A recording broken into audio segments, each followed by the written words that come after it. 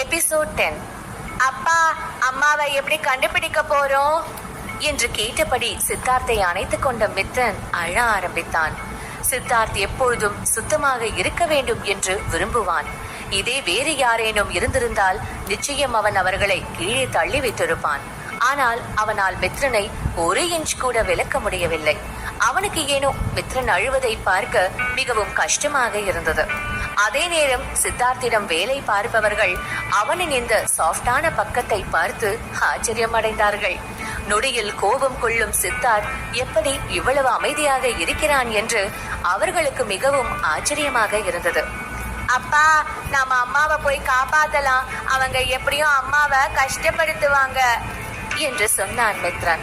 அவன் சொன்னதை கேட்டு சித்தார்த்திற்கு அனன்யாவை உடனே மீட்க வேண்டும் என்ற எண்ணம் தோன்றியது.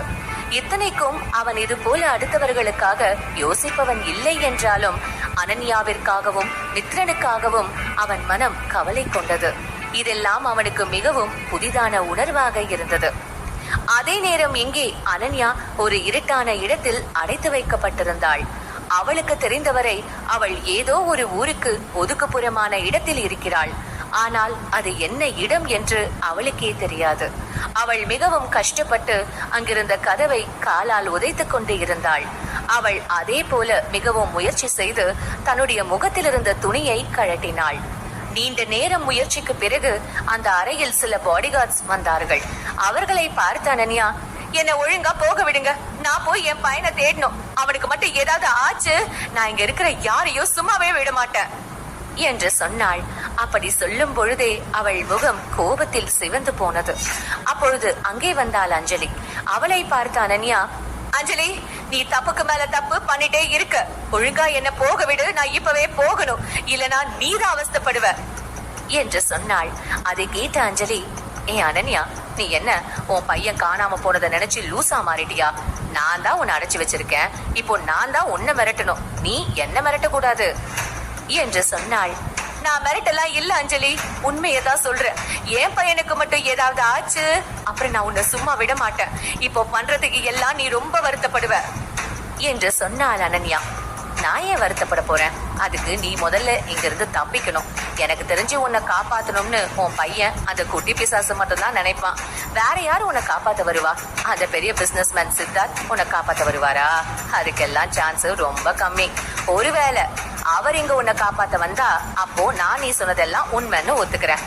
ஆனா நீ இப்ப வாயை மூடிட்டு, இல்லனா நான் உன் வாயை அடிச்சு உடைச்சிடுவேன் என்று மிரட்டினாள் அஞ்சலி. அவளுக்கு அனன்யாவை காப்பாற்ற சித்தார்த் வந்தாலும் வருவான் என்ற எண்ணமே மிகவும் கஷ்டத்தை கொடுத்தது. அவளுக்கு சித்தார்த் போன்ற ஒருவன் அனன்யாவின் காதலனாக இருக்கிறான் என்றே நம்ப முடியவில்லை. தெளிவாக சொல்ல வேண்டும் என்றால் அஞ்சலிக்கு அனன்யா மீது பொறாமையாக இருந்தது. அதே நேரம் அஞ்சலி சொன்னதை கேட்ட அனன்யா நேற்று நடந்த சம்பவத்தை நினைத்து பார்த்தாள். அவள் அந்த மாதிரி சித்தார்த்திடம் நடந்து கொண்ட பிறகு அவன் ஏன் அவளை காப்பாற்ற வரப்போகிறான்?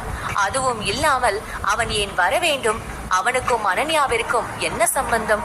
இதையெல்லாம் யோசிக்கும் பொழுதே அனன்யாவிற்கு தலை வெடிப்பது போல இருந்தது. அவள் முகம் மாறுவதை பார்த்த அஞ்சலி லேசாக சிரித்தபடி, என்னம்மா அனன்யா, எதுக்கும் உன் முகம் இவ்வளோ கொடூரமாகுது? ஏன் உன் லவ்வர் அந்த சித்தார்த் உன்னை காப்பாத்த வரமாட்டானா என்று கேட்டாள். அதை கேட்ட அனன்யா, ஐயோ, இந்த அஞ்சலி எருமை வரை என் மனசுக்குள்ள இருக்கிறத படிக்கிற மாதிரி பேசுறாளே. இல்ல, இன்னைக்கு என்ன ஆனாலும் இவளை நம்ம சும்மா விடக்கூடாது. சித்தார்த் பேரை சொல்லிதான் நம்மளை இவகிட்ட இருந்து பாதுகாத்துக்கணும் என்று மனதிற்குள் நினைத்தவள், இங்க பாரு அஞ்சலி, சித்தார்த் சாருக்கு இந்த மாதிரி சின்ன சின்ன விஷயத்துல எல்லாம் கான்சென்ட்ரேட் பண்ண டைம் இருக்காது. உன்ன மாதிரி ஒரு ஜுஜிபி மேட்டரை முடிச்சு விட அவரோட ஆட்கள் போதும். அவர் வரணும்னு அவசியம் இல்ல. அப்படி ஒருவேளை அவர் வந்தாருன்னா அப்புறம் ஓ நிலைமைதான் ரொம்ப பரிதாபம் ஆகிடும். சோ பார்த்து இருந்துக்கோ என்று சொன்னாள் அனன்யா. அதை கேட்ட அஞ்சலி, அப்படியாக்கா, உன் சித்தார்த் எங்களை என்ன பண்றாருன்னு நாங்களும் பாக்குறோம் என்று சொன்னவள் தன்னிடம் வேலை செய்பவர்களை கை காண்பிக்க அவர்கள் அனன்யாவை வேறு எங்கோ அழைத்து செல்ல பிடித்து இழுத்தார்கள். அதை பார்த்த அனன்யா, அஞ்சலி, நீ என்ன பண்ற? நீ இப்ப என்னை எங்க கூட்டிட்டு போற? என்ன முதல்ல இங்க இருந்து போக விடு. நான் என் பையனை முதல்ல பாக்கணும். நீ என்ன சொன்னாலும் நான் பண்றேன். இல்ல, உனக்கு என்ன பத்தி என்ன தெரிஞ்சுக்கணும்னாலும் நான் சொல்றேன். ஆனா பிளீஸ் என்ன விட்டுடு என்று சொன்னாள் அனன்யா. அவளுக்கு இப்பொழுது கெஞ்சுவதை தவிர வேறு வழி தெரியவில்லை. அவளை பொறுத்தவரை அவள் மகனுக்கு என்று இருக்கும் ஒரே ஒரு சொந்தம் இவள்தான். இவளுக்கும் ஏதாவது ஆனால் அவன் தனியாக கஷ்டப்படுவானே என்று அதிகம் யோசித்தாள் அனன்யா. ஆனால் அவள் சொன்னதை எதையும் அஞ்சலி கேட்பதாக இல்லை. அவள் தன்னுடைய ஆட்களிடம் அஞ்சலியை காரில் ஏற்ற சொன்னாள். அவர்களும் அவ்வாறே செய்ய கார் குணசேகரன் வீட்டிற்கு சென்றது. அனன்யா தன்னுடைய சொந்த வீட்டிற்கு இப்படி ஒரு நிலையில் வருவோம் என்று கனவில் கூட நினைத்து பார்த்ததில்லை. ஆனால் எல்லாம் அப்படிதான் நடந்தது. அப்பொழுது அங்கே வந்த குணசேகரன் அனன்யாவை கொஞ்சம் கூட கண்டுகொள்ளாது நேராக அஞ்சலியிடம் வந்து, என்னாச்சுமா என்று கேட்டார். என்னதான் அஞ்சலி குணசேகரனிடம் நல்ல பேர் வாங்கினாலும் அவளுக்கு இப்பொழுதும் அவரை பார்த்தால் கொஞ்சம் பயம் உண்டு. எனவே தலையை தொங்க போட்டவள் நடந்த எல்லா கதையையும் மறைக்காமல் சொன்னாள். அதில் மித்ரன் தொலைந்த கதையும் அடக்கம். அவள் சொன்னதை கேட்ட குணசேகரன் பெரிதாக எதுவும் செய்யவில்லை. அவர் பாடிகார்ட்ஸிடம் சில விஷயம் சொல்லிவிட்டு அனன்யாவை ஒழுங்காக கண்காணிக்கும்படி சொன்னார். அதையெல்லாம் பார்த்த அனன்யாவிற்கு கஷ்டமாக இருந்தது. ஏனென்றால் அங்கிருந்த யாரும் மித்ரன் காணாமல் போனதை ஒரு பொருட்டாக கூட மதிக்கவில்லை. அவர்களுக்கு தேவையாக இருந்தது மித்ரன் அனன்யா கையில் மாட்டக்கூடாது என்பதுதான். அவன் அனன்யா கையில் மாட்டாமல் இறந்து போனால் கூட அதை பற்றி மற்றவர்களுக்கு கொஞ்சம் கூட வருத்தம் இல்லை. தான் ஆடாவிட்டாலும் தன் தசையாடும் என்ற பழமொழி எல்லாம் அவள் வாழ்க்கையில் பொய்யாகி போனது. அவள் என்னதான் அவளுடைய குடும்பத்திடம் இருந்து எந்த நல்லதையும் எதிர்பார்க்கவில்லை என்றாலும் அவர்கள் தொடர்ந்து கொடுக்கும் காயம் அவளை அதிகம் வேதனைப்படுத்தவே செய்தது. தன்னுடைய மகனுக்காக தான் மட்டும்தான் இருக்கிறோம் என்ற உணர்வு அவளுக்கு தலை தூக்க தன்னை பிடித்திருந்த பாடிகார்ட்ஸ் இருவரையும் தள்ளிவிட்டு முன்னே செல்ல பார்த்தாள் அனன்யா. ஆனால் அவள் ஏற்கனவே வீக்காக இருந்ததால் அவளால் எதுவும் செய்ய முடியவில்லை. ஆனால் அவளால் எதுவும் பேசாமல் இருக்க முடியவில்லை. அதே நேரம் அனன்யா தப்பிக்க முயற்சி செய்வதை வேடிக்கையாக பார்த்தார்கள் குணசேகரன் மற்றும் அஞ்சலி இருவரும். அதை பார்த்த அனன்யா வெறுப்புடன், நீங்க எல்லாம் உண்மையாவே மனுஷங்க தானா? ஒரு சின்ன பையன் காணாம போயிருக்கான், அத பத்தி கொஞ்சம் கூட கவலைப்படாம உங்களோட லாபத்தை மட்டும் பாக்குறீங்க. உங்களுக்கு எல்லாம் வெக்கமாவே இல்லையா? ஆனா நான் ஒன்னே ஒண்ணு மட்டும் சொல்றேன், என் பையனுக்கு மட்டும் ஏதாவது ஆச்சு நான் உங்களை எல்லாம் சும்மாவே விட மாட்டேன். நான் செத்து போனாலும் ஆவியா வந்து உங்களை எல்லாம் பழி வாங்குவேன் என்று சொன்னாள். அவள் மிகவும் வேதனையில் இருந்தாள். ஆனால் அது எல்லாம் அவள் குடும்பத்திடம் கொஞ்சம் கூட எடுபடவில்லை. அவளை அந்த வீட்டில் ஒரு இருட்டு அறையில் அடைத்து வைத்தார்கள். அங்கிருந்து தப்பித்து செல்ல வழியே இல்லை. அந்த அறைக்கு வெளியே வந்து நின்றாள் அஞ்சலியின் அம்மா மீனா. அவருக்கு அனன்யா அந்த அறையில் அடைக்கப்பட்டு உள்ளாள் என்று தெரிந்ததும் மிகவும் மகிழ்ச்சியாக இருந்தது. கொஞ்சம் நேரம் அந்த மூடியிருந்த அறையை பார்த்தவள் பிறகு நேராக குணசேகரன் அருகில் வந்தாள். அவர் மிகவும் டென்ஷனாக இருந்தார். அதை பார்த்தவள், என்னங்க இப்ப எதுக்கு நீங்க டென்ஷன் ஆகுறீங்க? எனக்கு என்னமோ அந்த சித்தார்த்துக்கும் இந்த அனன்யாவுக்கும் எந்த சொந்தமும் இருக்கும்னு தோணலைங்க. அப்படி இருந்தா அவன் இந்நேரம் இங்க வந்திருக்கணும். நம்ம பேசாம இந்த திவாகருக்கு இவளை கல்யாணம் பண்ணி வச்சிருவோங்க. என்ன இருந்தாலும் அவர் வயசானவர், அதோட டைவர்ஸ் கூட ஆகிடுச்சு. இப்படி ஒரு தனிமையில இருக்கிறவருக்கு அழகான பொண்ணு கொடுத்தா அவர் வேண்டாம் நான் சொல்ல போறாரு. இப்போ அனன்யாவுக்கு ஒரு குழந்தை இருக்கு. அதனால என்ன, நம்ம பேசி கன்வின்ஸ் பண்ணிக்கலாம். நமக்கு பணம் வேணும், அது அந்த திவாகர் கிட்ட இருக்கு. சோ நம்ம திவாகருக்கு இவளை கல்யாணம் பண்ணி வைப்போம். அதனால நம்ம சந்தோஷமா இருக்கலாம் என்று சொன்னாள் மீனா.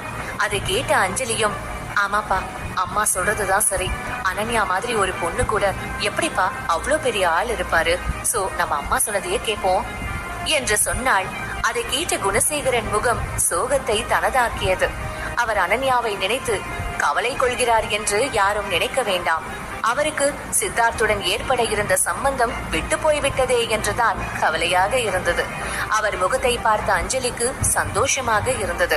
அஞ்சலி தான் எப்பொழுதும் தன்னுடைய அப்பாவிற்கு செல்ல மகளாக இருக்க வேண்டும் என்று நினைத்தாள். அவள் அந்த இடத்தை அனன்யாவிற்கு விட்டு கொடுக்க கொஞ்சம் கூட விரும்பவில்லை. அதோடு அவளுக்கு அனன்யா திவாகரை திருமணம் செய்து கொண்டு கஷ்டப்பட வேண்டும் என்று ஆசையாக இருந்தது. திவாகர் வயதானவர் மட்டுமல்ல, மிகவும் கேடு கெட்டவர்.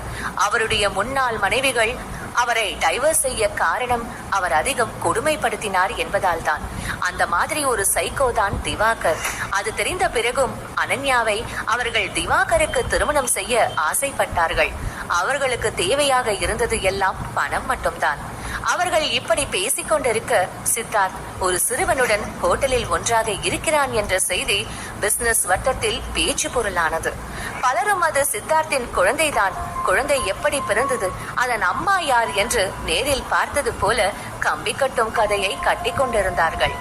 சித்தார்த் எப்பொழுதும் பெண்களை விட்டு சற்று தள்ளி இருப்பவன் என்று அவனை சுற்றியுள்ள பல பிசினஸ் குரூப்புகளுக்கு தெரியும்.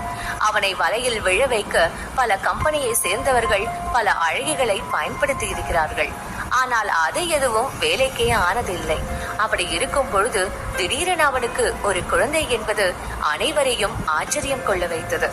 இந்த செய்தி சித்தார்த்தின் அம்மா அப்பா காதிலும் விழுந்தது. ஆனால் அவர்கள் இருவரும் அதை கேட்டு சிரித்தார்கள்.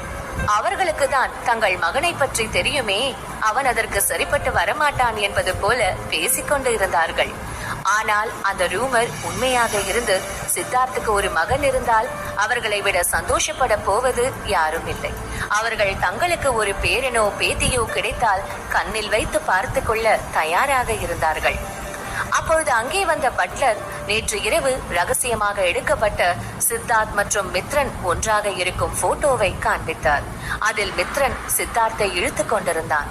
அவன் பார்க்கவே மிகவும் அழகாக இருந்தான். அந்த போட்டோவை பார்த்ததும் ராம் மற்றும் ஜானகி ஆச்சரியமடைந்தார்கள். ஏனென்றால் மித்ரன் பார்க்க அப்படியே சித்தார்த்தின் சாயலில் இருந்தான். அதை பார்த்த பிறகு இருவருக்கும் ஒருவேளை சித்தார்த்திற்கு மகன் இருப்பானோ என்று சந்தேகம் தோன்றியது. அதே நேரம் இங்கே சித்தார்த்திற்கும் அவனை பற்றி இப்படி ஒரு வதந்தி பரவுகிறது என்று தகவல் வந்தது. ஆனால் அவன் வதந்தி என்பதால் அதை பெரிதாக கண்டுகொள்ளாமல் விட்டுவிட்டான். அதே நேரம் மித்ரன் அமைதியாக அமர்ந்து ஐஸ்கிரீம் சாப்பிட்டுக் கொண்டு இருந்தான். அதை பார்த்த சித்தார்த், இவன் எனக்கு அவ்வளோ தலைவலியும் கொடுத்துட்டு எப்படி இவ்வளோ ஜாலியா இருக்கான் என்று யோசித்தான். காலையில் மித்ரன் என்ன செய்தான் என்பது அவன் மனதில் ஓட ஆரம்பித்தது. சித்தார்த் அனன்யாவள் சொந்த குடும்பத்தால் கடத்தப்பட்டதை அறிந்ததும் தன்னிடம் வேலை பார்ப்பவர்களிடம் சொல்லி அந்த பிரச்சனையை முடிக்க சொன்னான். ஏனென்றால் அவனுக்கு செய்ய அதைவிட முக்கியமான வேலைகள் நிறைய இருக்கிறது. அதனால் அவன் வேறு எதையும் கண்டுகொள்வதாக இல்லை. அவன் தன்னுடைய வேலையாட்களிடம் மித்ரனை பார்த்து கொள்ள சொல்லிவிட்டு அனன்யாவையும் கண்டுபிடிக்கும்படி சொல்லிவிட்டு வேலைக்கு கிளம்பினான். அதை பார்த்ததும் மித்ரன் ஓ என்று அழ ஆரம்பித்தான். அதை பார்த்த சித்தார்த், இப்ப எதுக்கு அழற என்று கேட்க, அப்பா பிளீஸ் நீங்க என்ன தனியா விட்டுட்டு போகாதீங்க, அம்மாவும் இல்ல, இப்ப நீங்களும் என்னை விட்டுட்டு போனா எனக்கு ரொம்ப பயமா இருக்கும். சோ நீங்க எங்க போனாலும் என்னையும் கூட்டிட்டு போங்கப்பா என்று முகத்தை பாவமாக வைத்துக் கொண்டு சொன்னான் மித்ரன். சித்தார்த்தால் உலகில் எந்த கொடுமையையும் தாங்கிக் கொள்ள முடியும் போல, ஆனாலும் மித்ரனின் அழுகையை மட்டும் தாங்கிக் கொள்ள முடியவில்லை. அதன் விளைவு இப்பொழுது மித்ரன் சித்தார்த்தின் ஆபீஸில் இருந்தான். அவன் பாட்டிற்கு ஜாலியாக கேக் சாப்பிட்டுக் கொண்டு இருக்க அவனை பார்த்த சித்தார்த் முகத்தை கையால் மூடிக்கொண்டான். அவனுக்கு இப்பொழுது அனன்யாவை எப்படியாவது மீட்டே ஆக வேண்டும் என்று தோன்றியது. ஏனென்றால் அப்பொழுதுதான் இவனால் மித்ரனிடமிருந்து எஸ்கேப் ஆக முடியும். அப்பொழுது கதவு தட்டப்பட்டது. சித்தார்த் உள்ளே வர சொன்னான். அங்கே சித்தார்த்திடம் வேலை செய்யும் ஒருவன் நின்று கொண்டே இருந்தான். அவன் அனன்யாவை பற்றிய தகவலை தான் கொண்டு வந்திருக்கிறான். மிகவும் சாதாரணமாக உள்ளே வந்தவன் அங்கே சித்தார்த் கேபினில் உட்கார்ந்து கேக் சாப்பிடும் சிறுவனை பார்த்து ஆச்சரியம் கொண்டான். அவனுக்கு தன்னுடைய பாஸ் எப்பொழுது மாறினார் என்று கேட்க வேண்டும் போல இருந்தது. ஆனாலும் அவனுக்கு தைரியம் வரவில்லை.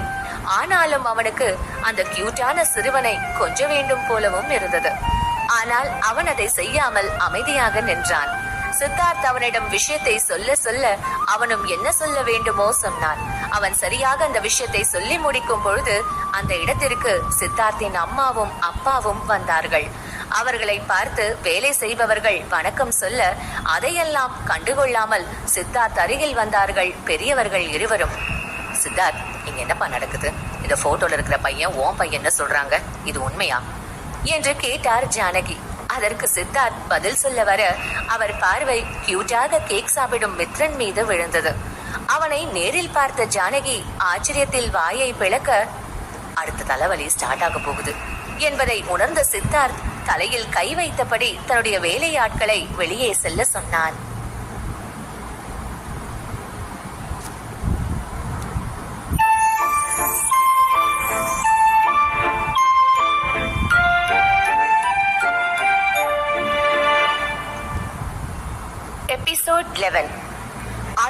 தலைவலி ஸ்டார்ட் ஆகிவிட்டது என்பதை உணர்ந்த சித்தார்த் தன்னுடைய பெற்றோரை பார்த்து, ஆமா, இப்ப நீங்க எதுக்கு இங்க வந்தீங்க என்று கேட்டான்.